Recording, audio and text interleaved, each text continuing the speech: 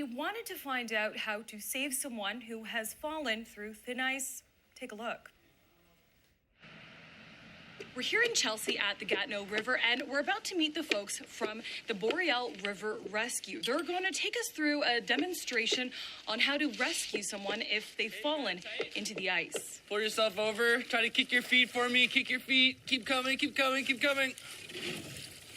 Okay, and you're going to put your arms up on this ledge here. Okay, now kick, kick, kick, kick, kick, kick, kick. Danny, thank you so much for joining us today. Thank you so much. So tell me a little bit more about your company before we get into the demonstration. Your company actually trains search and rescue personnel. Yeah, with Boreal River Rescue, we train first responders as well as workers, so any kind of field personnel who work on ice, and also a lot of recreational people too. So what's the first thing you have to know about ice safety? The first thing to know about ice safety is to always think about your own safety first. With any rescue, you always want to keep yourself safe. That's number one, because if somebody needs help, we want to help them, but if you become part of the problem, then there's two people who need to be rescued, and obviously you could get yourself really hurt too. Okay, can you walk us through if a member of the public is just walking through here and they see someone that has fallen through the thin ice, what should they do? Right, so the first thing they should do is take some deep breaths, make sure to keep themselves calm, and which is going to be hard, but really try to control their breathing so that they can start thinking clearly.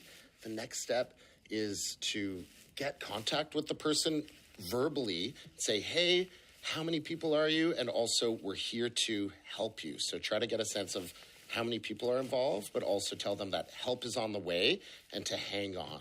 Hello, hey, are you okay? Can you hear me?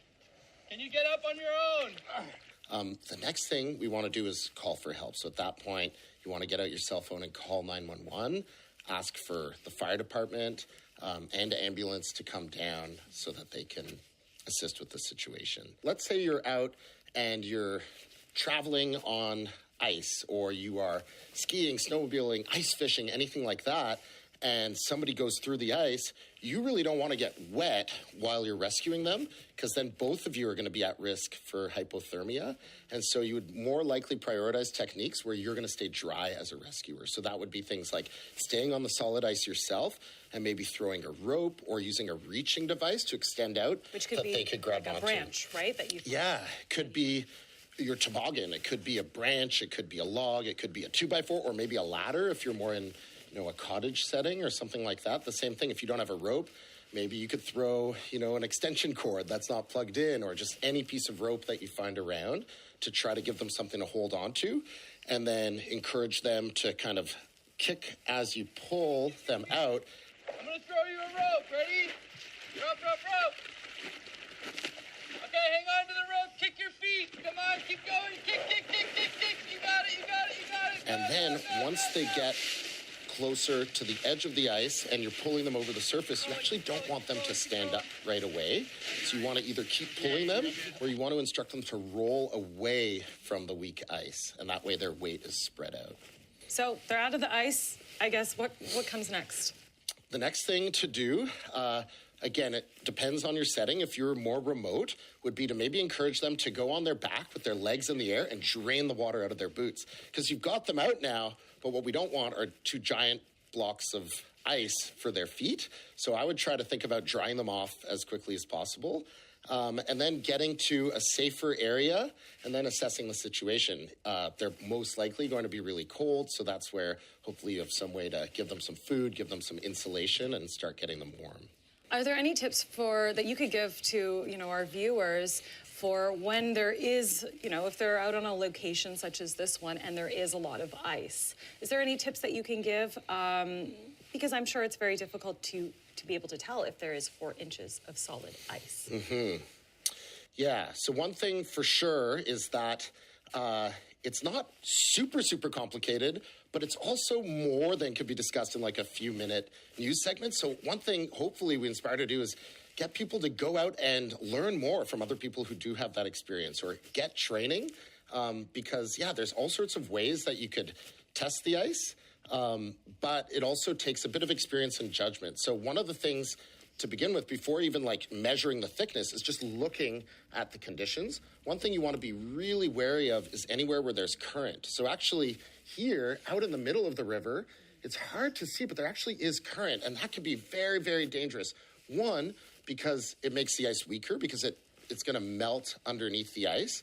But also, if somebody did go through, it could push them underneath the ice. And then that's a very bad situation. So really doing any sort of ice activities around current takes even more experience and training, and also often just avoidance. Like, I wouldn't want to be on weak ice anywhere near strong current, because even as a rescue instructor, if I fall in and get pushed under the ice, there's nothing I could do in that. Knowing the location, learning about how moving water works, and spending time on rivers in the summer when the consequences are less, getting instruction. But again, like getting out there with people who maybe have more experience, and also just being cautious, being really cautious around the ice and thinking about those consequences of going through.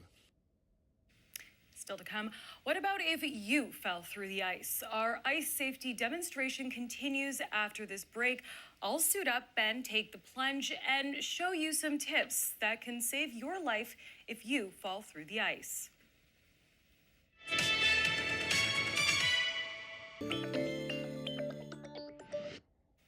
Welcome back. Earlier, we heard about what to do if you see someone fall through thin ice.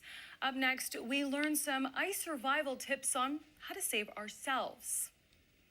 Now, can you walk us through how to save yourself if you've fallen through the ice? Yeah, so if you were to ever go through the ice into the cold water, we talk about the 1-10-1 principle.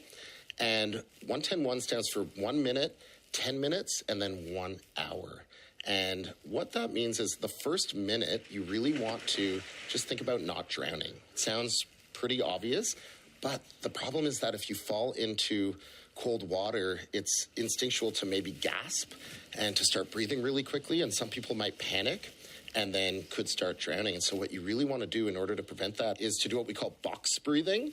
And so that means that you exhale for 3 or 4 seconds, hold it for 3 or 4 seconds, inhale for 3 or 4 seconds, and then hold it again for 3 or 4 seconds. And that holding and the slower, deeper breathing really could help kind of fight that fight or flight response that is probably going on inside of you, and help bring that adrenaline down and get you thinking more clearly. After 10 minutes, your cells and your muscles and your nerve cells are going to make it impossible. They're going to get too cold for you to maybe self-rescue, but you have some time where it could be possible to self-rescue. So what you want to do during those 10 minutes is first make your way back to where you fell in. So if there was a hole in the ice, if you keep going to the other side, you may be trying to self-rescue onto weaker ice.